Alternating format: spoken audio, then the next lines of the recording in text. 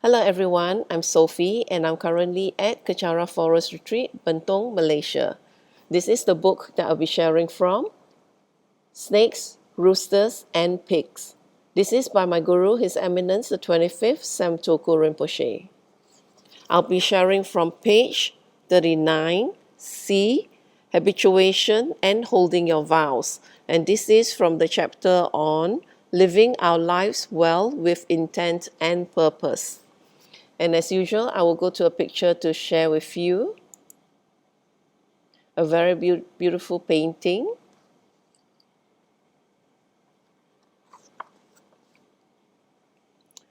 Right. Page 39. C. Habituation and holding your vows. Furthermore, it is also not the intent itself that makes something negative. It is the habituation from which the intent arises. For example, you might have been sleeping with about 500 women every single day because you love women and you don't care who you hurt in the process.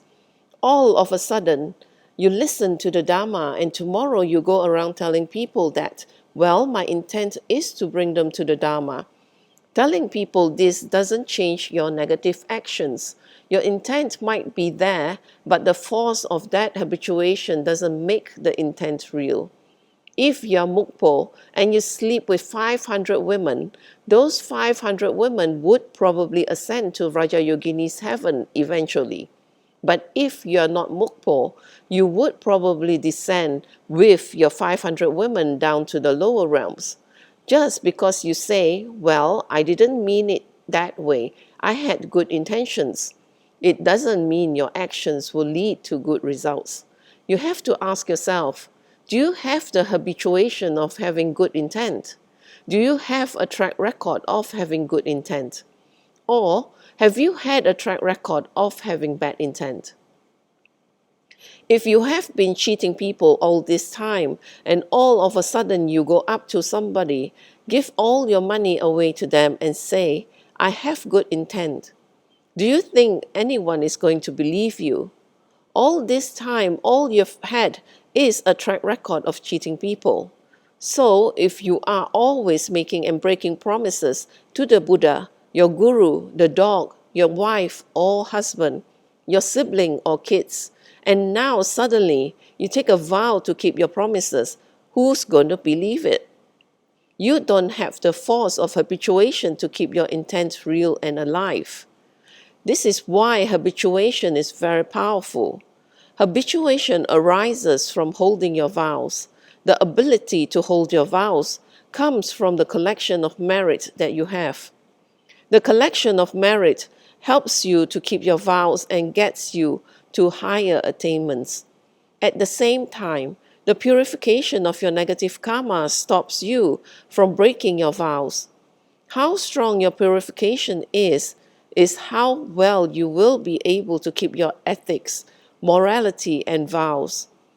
Upholding your vows strongly then creates the rehabituation of what you have been doing so many times.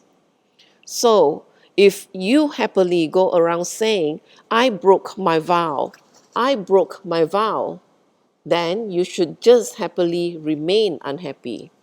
So, if you're unhappy with yourself, keep breaking your promises and commitments, keep disturbing and destroying your samaya. Think about the people you know who are depressed. They are always not successful. Things are always going wrong for them. Things are always going downhill. They are always getting angry. They can't move, change, or transform. They are stuck in their own little selfish world, year after year after year, and they never ever change. They go on and on and on in their narrow little self-grasping world.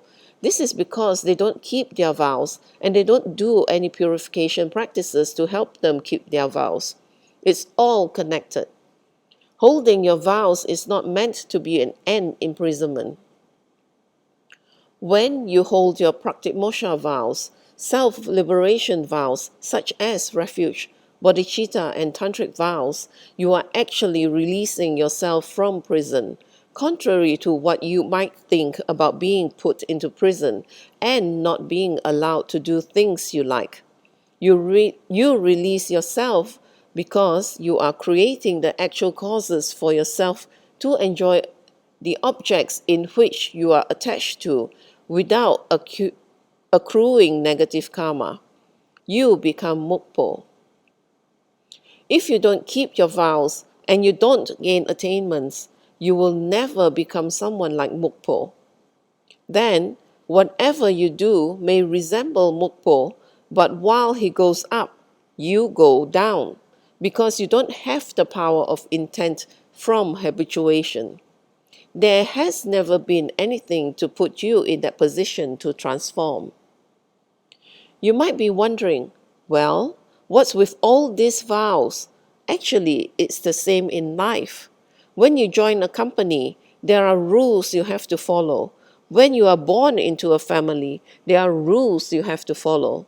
When you are within Chinese culture, you have to act or do things in a certain way. If you are an American, you follow a culture that is this way or that way. If you eat at a Chinese restaurant, you use chopsticks. They'll give you a funny look if you ask for a fork. If you go to an Indian restaurant or a steakhouse and ask for chopsticks, they'll give you a funny look.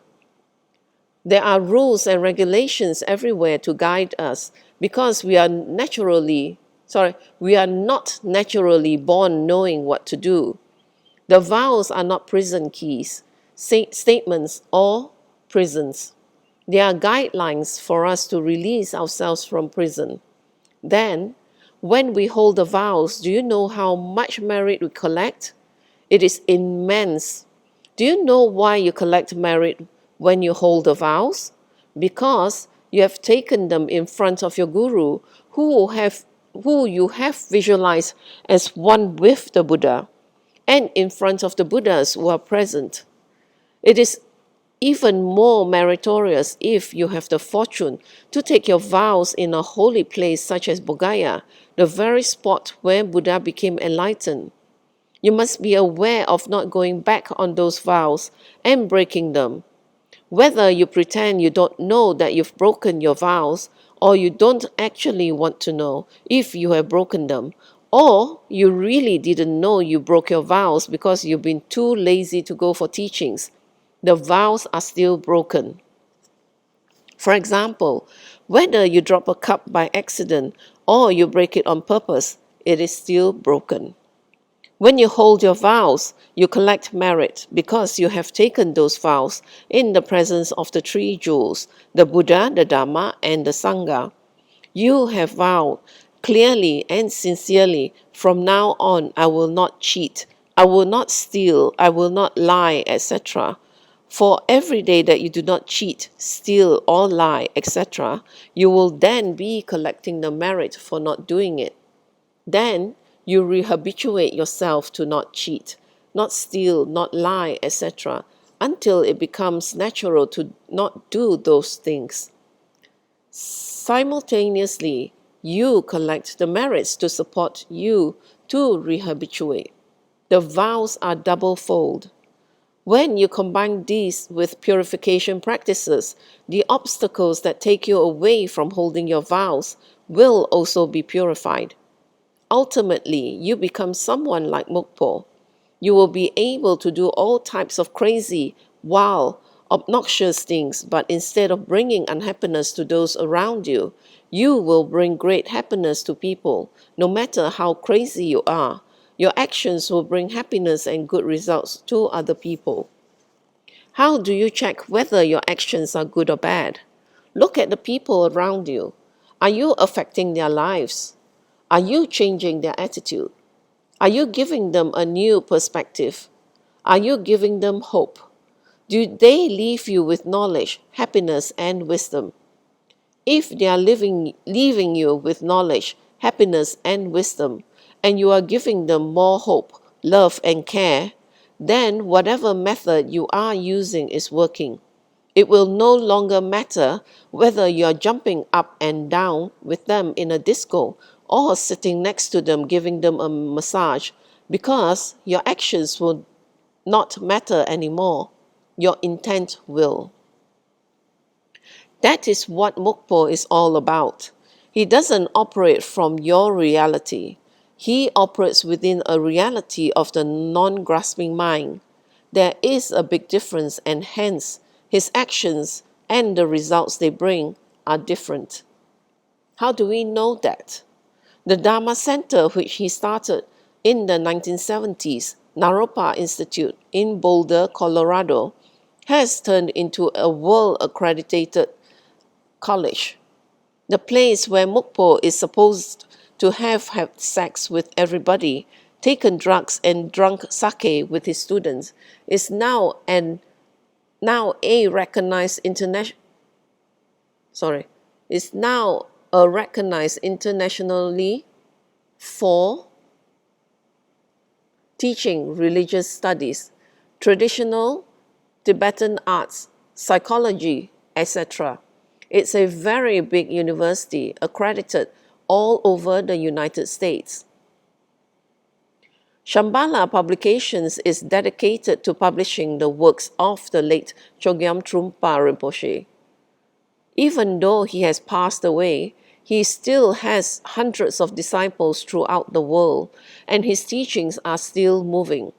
I have 9 volumes of his works that I'm reading right now, and all this guy would do is drink sake, have bubbly with all kinds of weird people, beat his disciples, change his name around every other day. One day he would be called Sipse, another he would be General Mukpo. But whatever he has done has brought tremendous results to others. Look at us. We sit here, we meditate, we pray, we save our money, we raise our kids, but none of what we do has any result. We don't affect or help anybody. By Mukpo's actions alone, we wouldn't be able to tell that he's enlightened, but we can by his results. We can see clearly that the results brought benefit. This is why intent is more important than action. Why is Chogyam Trungpa Rinpoche not normal? He had many, many incarnations. Do you know how Mukpo became attained? Mukpo or Chogyam Trungpa Rinpoche did not become attained just by reading and reading and reading. The first incarnation of his incarnation lineage started by serving the Guru.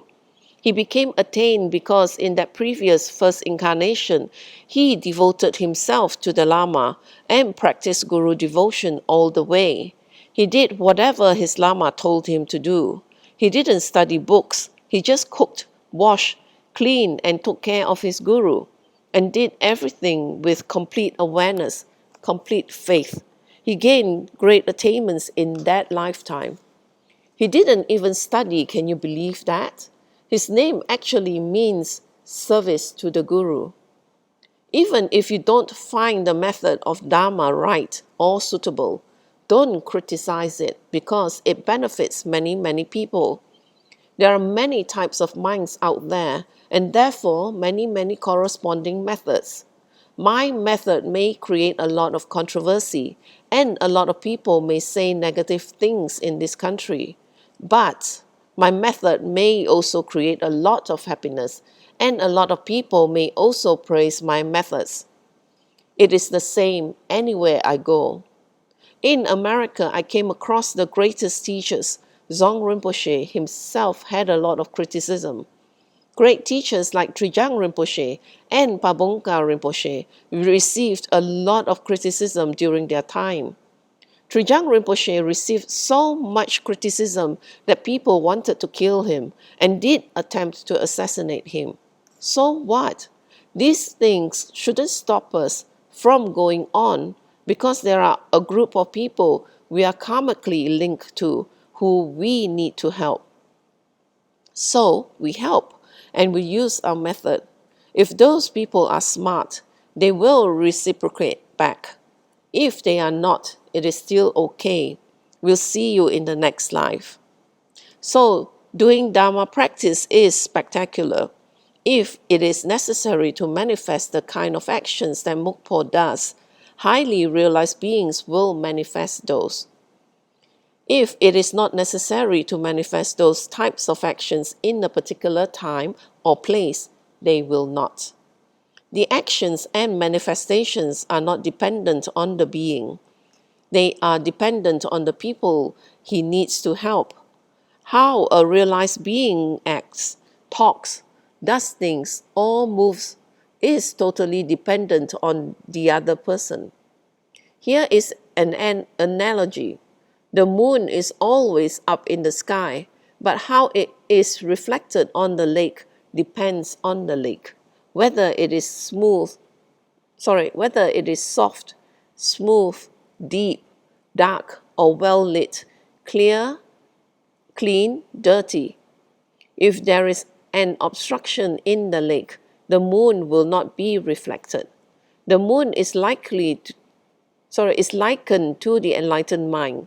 The reflection on the lake is likened to the emanation of the enlightened mind. And the actuality of seeing the form of the moon on the lake is likened to our obstacles and obscurations in seeing the manifestations of the enlightened mind.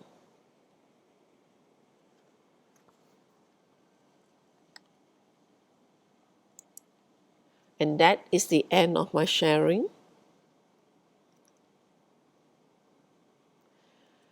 So, as Rinpoche said, it is also habituation that is quite important other than intent, because if we have habituated negative actions or intent, all these years, suddenly a good intent does not change that, change all the bad habituations. So we have to be very consistent in having the right intent until we habituate the right intent for it to be very effective in our spiritual advancement.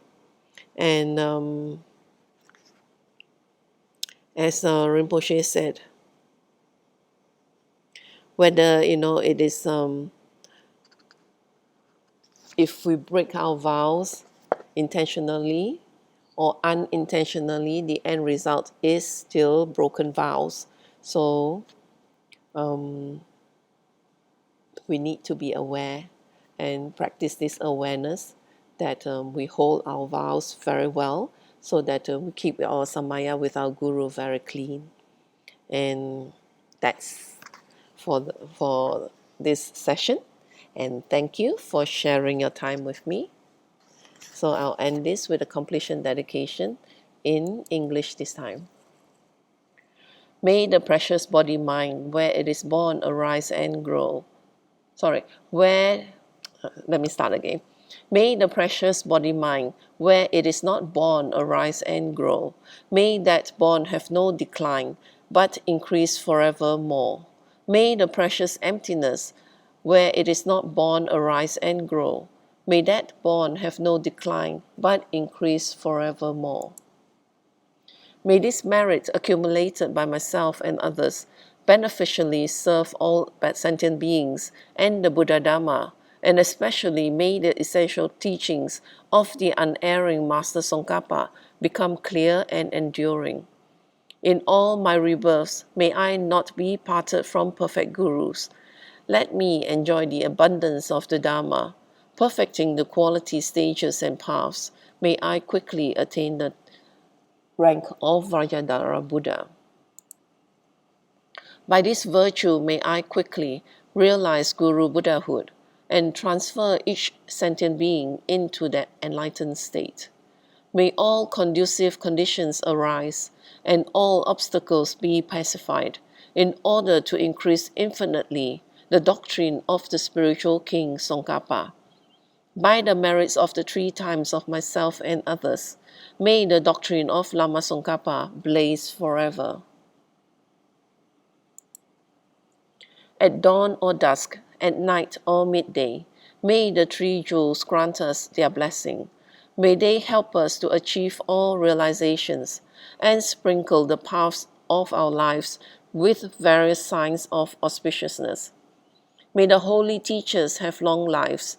May the enlightened activities be fully displayed in the 10 directions. And may the brightness of the teachings of Lama Tsongkhapa continuously dissipate the veil of darkness covering the beings of the three realms.